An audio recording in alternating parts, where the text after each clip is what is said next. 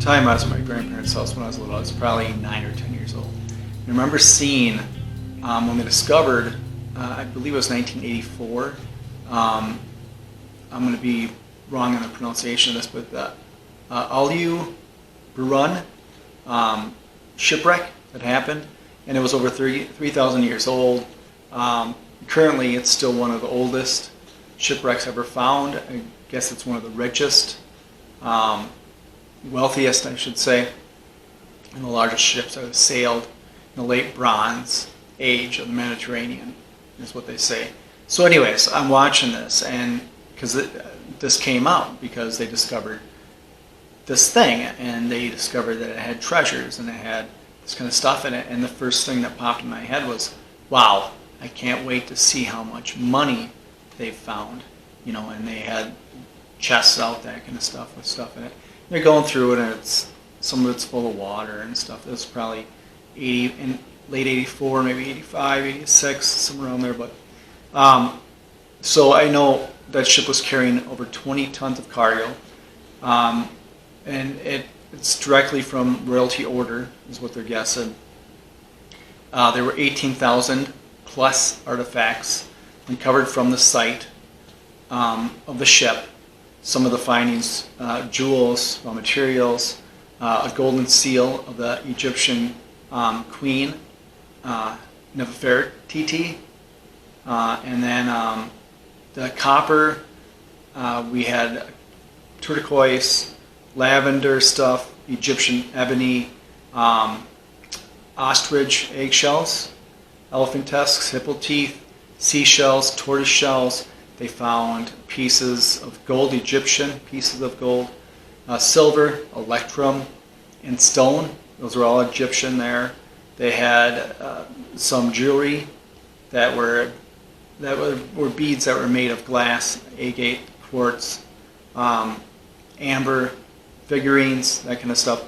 And so I remember thinking in my head, all this stuff was interesting, and it seemed like people around me, my uncles, aunts, grandparents, were like, this is an amazing discovery, and that they're showing all this stuff. And so I sort of had some sort of excitement for it, but I couldn't wait to see how much money they found. So that's all I had in my head. And yes, I went to government school, indoctrination camps, that kind of stuff. I call them indoctrination camps anyways. But anyway, so then you fast forward this too, and the other, there was no cash ever found, so I was sort of disappointed, because that's what really money meant to me. And I did not realize that, because they equated money with the paper stuff. That's all I equated money with. All these other things that had value to them, I really didn't understand that, and I didn't understand commerce and the whole economics of the whole spectrum, society, and that kind of stuff. So why am I saying this? Why? Because I want people to understand that this is where children are, and even adults, if they haven't done the searching for themselves and learning for themselves, because this stuff is not taught in the government schools. Usually it's not taught from the parents down, because the parents have been indoctrinated with the government schools when they were younger, and a lot of this stuff is kept secretive, kept away from them. So anyways, so if you think of it, the other shipwrecks like Titanic, and abandoned treasures, found treasures, that kind of stuff, the last thing anyone really ever cares about, what's the paper currency that's in there? That's the big score. No, that doesn't exist. It's nonsense. And why is that? Because that doesn't have real value to it.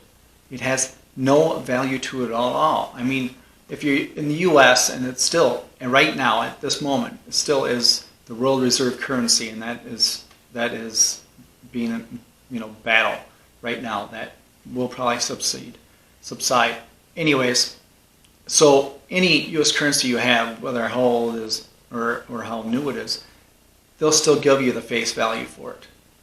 And I mean, it might have more collector value to it if they're older, that kind of stuff, but that's nonsense compared to the values of the things you would have been able to get with it, the items, the assets, the treasures, the gold, the silver, the whatever you want to call it. I mean, some of the stuff I just listed there, those are so much more valuable than just having this paper money, as I thought that was the only thing that was money, or anything that had real value for it, because I can go to the store and buy something with paper money, and these other things meant nothing to me.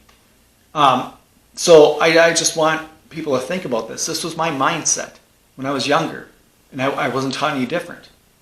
And I know some of my uncles made some good money, and I had people on extended families that made good money and they're well-to-do. But this was not passed down. Knowledge about money and wealth was not passed down. My direct family, like my parents and grandparents and my direct uncles and that, they weren't. I mean, they were, just middle-class folks. That's all it was. So there was none of this thought of what really is money, what really is valuable, and what are these paper things that we're using, and what is this inflation? Inflation was just something that happens because the population grows, so everything costs more as the population grows. That's what I thought when I was young, because that's what I was told, which is all mistaken. That makes no sense entirely. It's false. But anyways, I want to switch this to the CBDC is happening. It's real right now. The central bank digital currency is happening. It's real right now. I mean, the FedNow stuff in the United States started early in 2020, and so everyone has a bank account. Everyone has an account, a FedNow account, not a bank account. Everyone has a FedNow account. Everybody has a FedNow account, because that was it started in 2020. I believe it was March or May. But anyways, and now this is being trials. I mean, real functional trials are going on, I believe, in Canada and a few other countries right now. And then others testing places, other countries have testing stuff. I know America's been talking testing and that kind of stuff. And this testing stuff, I think that's just a ploy to make it seem more legit. Like they really are trying this, because what's going to happen is they're going to go through with it one way or another. They're not testing anything. It's a facade. It's just a show to get people to believe that they're compassionate and they care. And that's all it is. That's all these testing, all these whatever. Yes, there might be some minimal fractional part to testing things to make sure it works for their end, for the government's end. That does happen. But that happens early on, and then they just put it in. They hope for the best. They hope they can get out on top. That's how it almost always works. Think New Coke. New Coke was thrown out there in the 80s. Threw it out there. And they didn't do tests with it. They didn't test real. They did some, but they didn't do any real hardcore tests with it. They threw it out there. And that started the demise of Coke until flipped around. They came out with Coke Classic, and then, then they were bigger than ever after that whole ordeal. That's another story. But anyways, so it's just digits. So just digits are similar to digits on the Super Mario Brothers or any other video games that have money in them. They say money or coins up in the screen. That's the same thing as these digits that people are going to be getting for their labor, for going to work, for exchange, that kind of stuff. That's all it's going to be. It's going to be digits. Here, for example, what do I got? I got this here. This is a handful of $50 worth of digits right here. Let me try to get this. $50 worth of digits are in my hand, right here. I'll put my hands together and hold $50 worth of digits. There's $50 worth of digits right in these hands. That's it. 50 in these hands. That's it. So you got that $50 of digits in this hand. And I also have a $50 bill in that same hand. So $50 bill, $50 worth of digits. Which one would you rather have? Which one would you rather have? Think about it. And now, let's say you chose the bill. You got the $50 bill, or I got two of these. These are generic rounds. These are Buffalo rounds. So we'll say, right now, yes, the premium's a little higher, but we'll say you can have this. You can have your $50 worth of digits that are in here. You can have this, or you can have these. Two of them. What would you rather have? What would you rather have? The paper, the silver, or the imaginary things that may be on a screen somewhere when you check on your phone or you go to purchase something. That's it. That's the difference. That's the hardcore real difference. The physicality of it, difference. Let alone, this right here. These are the only things that they can't print more of. They can't just out of the thin air make more silver to make more of these. It just doesn't happen. You can't. They can print $50 bills until they're blue in the face. They can print $50 bills all they want, forever. I mean, until the top cows come home, how they say that. But anyways, I just want people to think about this, and maybe if you're not up on this, get into it. Maybe start teaching your nephews or nieces, your grandchildren, your children, whatever the case is, because it's not being taught, and this is happening right now, and they're gunning it, they're accelerating, and if we don't somehow stop this, we got to slow it down. If we don't somehow stop this, it's going to be detrimental to the whole society as a whole. So I mean, think about this. It's crazy that people are working in the physical world. They're doing physical things. I mean, for real. They're using their physical sweat and labor, and they're getting paid in the digital world. They're getting paid in imaginary digits on a screen, on a computer. They're getting paid in digits for your real labor and sweat and time. Your real physical hardships at times. Blood, sweat, and tears, they call that. And you're getting paid in these imaginary, you can't hold them, you can't touch them, these digits that are in a digital world. Something's wrong here. That's because we're being pushed. They're trying to push people into that whole realm. Because if nobody has anything that's real, physical, except for the select few, if everybody else is in the digital world, that equates to nothing. That's part of you'll own nothing and you'll be happy sentiment to it. As long as you're taking your drugs, drinking your beer, eating your food, and playing your games, you'll be happy. That's their deal. While you have nothing physical, nothing real for your blood, sweat, and tears, your real physical labor.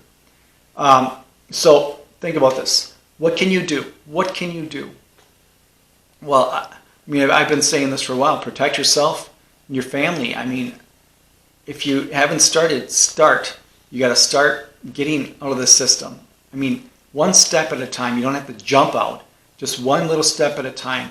What is that one little step at a time? Maybe it's buying an ounce of silver. 1 ounce of silver a week, or one ounce of silver a month, or 1 ounce of silver every 3 months. Or maybe gold if you have more wealth to you.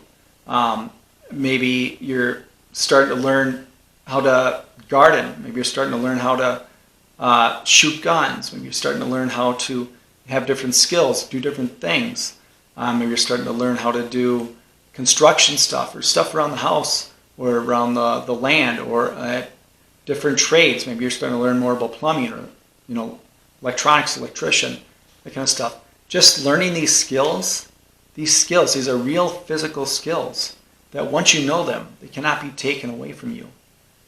And people will, more so than not, love to barter and trade with things for people with their skills and not play with these imaginary physical, non-physical digits. I mean, lack of physical digits. So paper notes are not money. Digits are not money. I think silver, gold, that kind of stuff are the closest things you have to money. I mean, those are what's in the Bible, what's in the Constitution, etc., etc. Those are what the countries hold to preserve their wealth and their standing As right now, look at how much China's been buying for gold over the years, and Russia, that kind of stuff. Because these things, whoever owns the stuff has control and has say. Whoever doesn't own a thing has no control and no say. But anyways, I just want to get this out here. I see it happening so fast. And as of now, I mean, we're still using cash the most we can. Yeah, I think cash is horrible, but it's better than digits that don't really even exist. And with cash, you can't track and trace people. I mean, with these digits, that's it's another monster creature. But anyways, I thank you for watching this. If you like this, hit the like, share, subscribe. And as always, stay vigilant, protect yourself, protect your family, protect your health, and protect your wealth.